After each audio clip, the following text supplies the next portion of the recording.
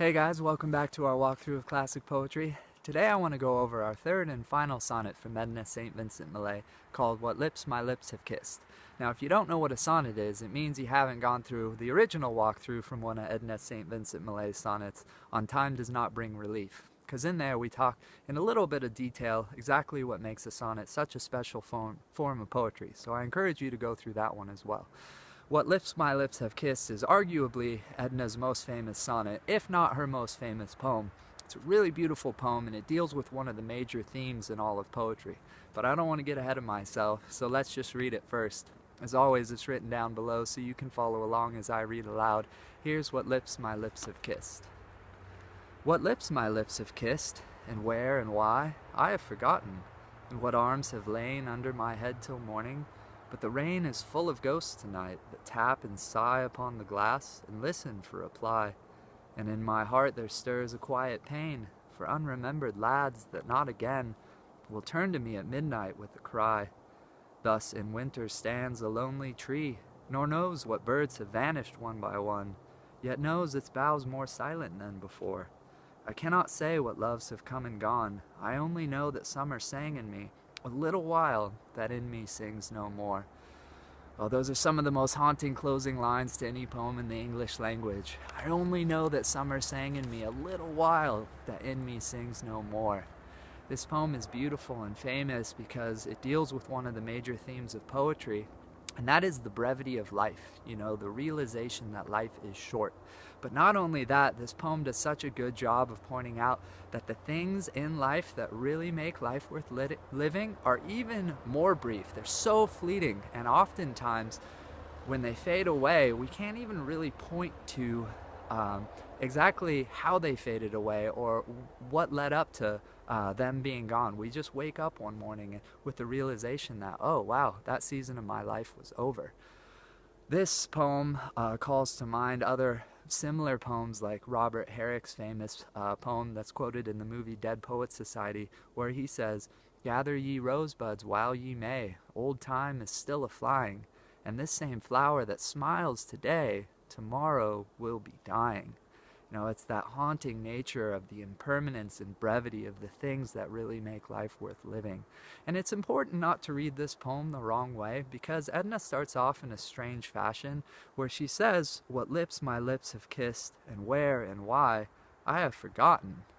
And it kind of makes you wonder, like, wow, Edna, that was a lot of one-night stands. You can't even remember all the people you had relationships with or all the people you kissed. But that's not really what she's lamenting in this poem. What she's lamenting is, first of all, that season of her life that she took so much joy in, the season of youthful love, that it came to an end. But not only did it come to an end, it came to an end in such a way that she didn't even realize it was fading away until it was already gone. She woke up one morning, or maybe just came to the realization one day that, wow, this season of my life is over. And I don't know how it happened. I don't know when it happened. I just know that it's gone now and it's not coming back. That's why she ends the poem with, "I cannot say what loves have come and gone. I only know that summer sang in me a little while that in me sings no more." And that's the real tragedy, because it shows how we are as human beings. You hear parents say similar sentiments all the time. Things like, "My kids grew up so fast.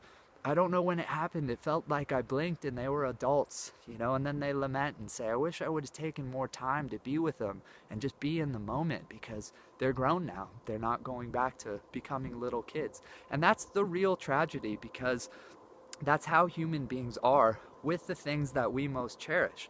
We don't realize when they're slipping away, and then once they're gone, one day it just strikes us, like with Edna, where she was struck by the fact that that whole season of her life was gone. And she looked back and she said, "I don't know how I got here.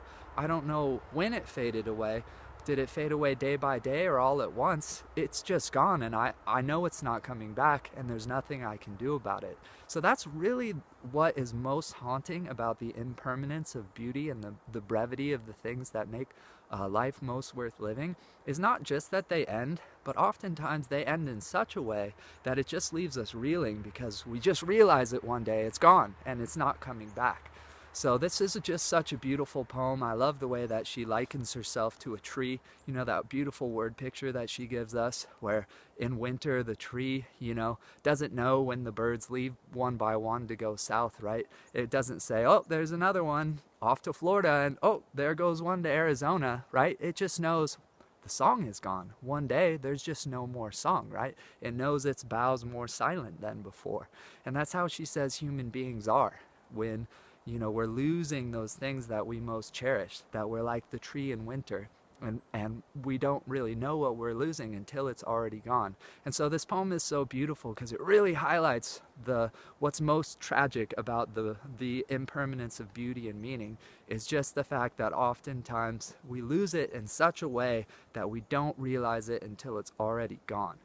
So I hope you really enjoyed this poem. Like I said, it's one of her most famous, if not her most famous, and I look forward to seeing you on the next walkthrough.